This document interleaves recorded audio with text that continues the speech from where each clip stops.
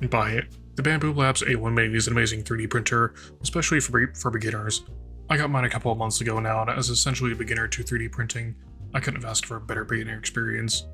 Now, I did say essentially a beginner. I have had a few 3D printers in the past, but I couldn't really get into them since for the life of me, I couldn't calibrate it to print more than a few prints in a row, although I could easily put them together and upgrade them. My main experience being setting up a TiVo Tarantula, a Ender 3v2, and adding a CRT touch to that, as well as upgrading the motherboard to the apparently silent motherboard for the Ender. For the A1 Mini, to get the printer set up for the first time, all you essentially need to do is take the lock off, add the print head scraper / purger wiper, adding the spool holder, lubing the railing, and making sure the print bed is locked into place. After that, you load up your filament. For me, I don't have the AMS, so I just inserted the one roll I had at the time, then the printer is pretty much ready to go.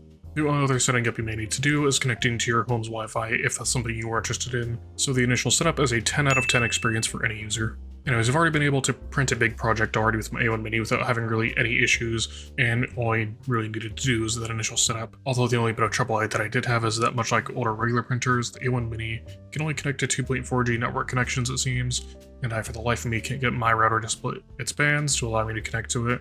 Though that part is more of a me problem than it is a Bambu problem. One of the main advantages of being able to connect to the internet is that you are supposed to be able to view your printer's camera feed from the Bambu Labs app. So unfortunately, I won't be able to speak on that on the live streaming part of it, but the printer does have the ability to make a time-lapse instead. Now the clips it does make aren't always the same length, but the file sizes are typically around 132 megabytes, or around 2 to 3 minutes in my experience. It does also seem to only save around 32 of those clips at a time, at least that's what I ended up with after my most recent print. Now these clips aren't really super high quality either, it does seem to record at maybe around 10 frames a second, so I can only assume the live camera would be the same. So the camera isn't really that great for viewing live, except to check if your film has come out correctly, or to see if your print is done. But it should be usable as a background element in a live stream if you wanted to use that, or just need the footage for some other reason. But more about the printer itself. When you're starting each print, the printer checks the bed level to make sure the print comes out as flat as possible. And since the print bed is locked into place without the ability for you to level it yourself, it makes it almost impossible for you to not be able to just hit print and go since you weren't able to intentionally or unintentionally level it badly. And the other bit of setup the printer does have on each print is it vibrates so that I guess it can compensate for any further vibrations during the print itself, as I guess checking the surfaces on to see how much it'll vibrate. And then of course the heat bed and print head do need to heat up as well. Once it's all done with that, the print starts, though I do gotta add the vibration part is quite loud during setup, but after that the printer is fairly quiet, all things considered. And here I've got a quick clip of the noise being shown off.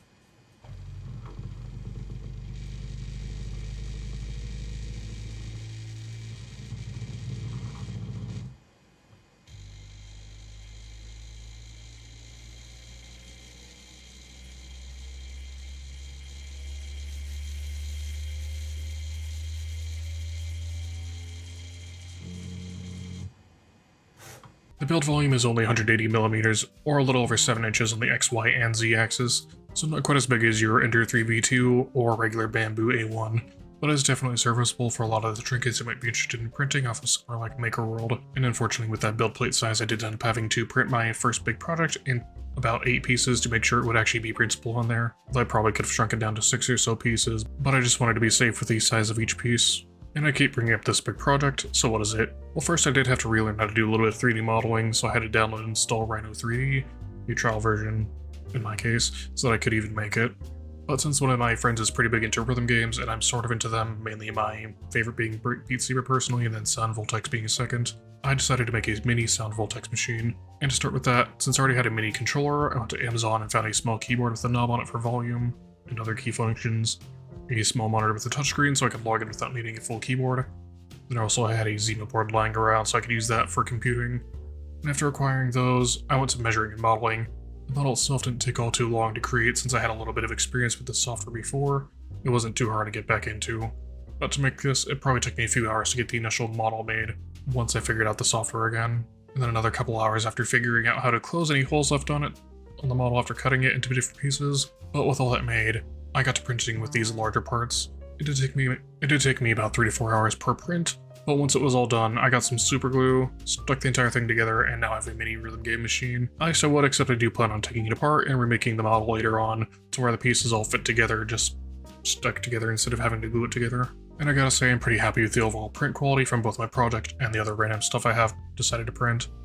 Now for the filament, I've used both Bambu Labs' own PLA filament and then also some PLA filament I got on Amazon from Creality. As for the quality difference between the two, I personally didn't notice any. So if you like getting filament from one brand or source, you can feel comfortable just not ordering any filament from Bambu since they sell a single roll for about $20, and the filament I got was only about $24 on sale for 2 rolls. But as for the prints themselves, the only sort of deforming was on 2 pieces of my project. One that had an overhang ended up bending to the side, I'm assuming due to it not having that much to settle into, and the other also slightly contracting into itself, most likely because I didn't add a frame or anything to the print, thinking there wouldn't be any need for one. Otherwise, I haven't had any issues with my other prints. The sports print are great and were easy to tear off. Other big pieces didn't really get deformed at all from what I could tell. Any smaller prints I made came out relatively quick. On my project, each piece did again take about a few hours to print, which wasn't really all that much of a wait for me since I'm not really planning on making and selling anything with this printer. It's all for personal use. But one more thing about the print bed, the printer does come with a little magnetic build plate that is also pretty flexible. So once your print is done, all you need to do is take the build plate off the printer, bend it a bit so your print comes off the plate, and then you have your print. But how about the price? So far the A1 Mini has apparently been on sale for only $200 for a couple of months now, so I don't think they have officially announced any sort of permanent price drop.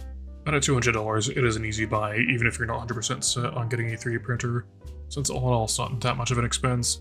And hey, you can always resell it if you don't like it. At a full price for $300, you should probably just look at getting a full-size A1 for $400, since you shouldn't have to worry about build size nearly as often. As for the AMS that you can buy with the printer, I wish I could talk about it. That is a whole extra $150 no matter which version you buy.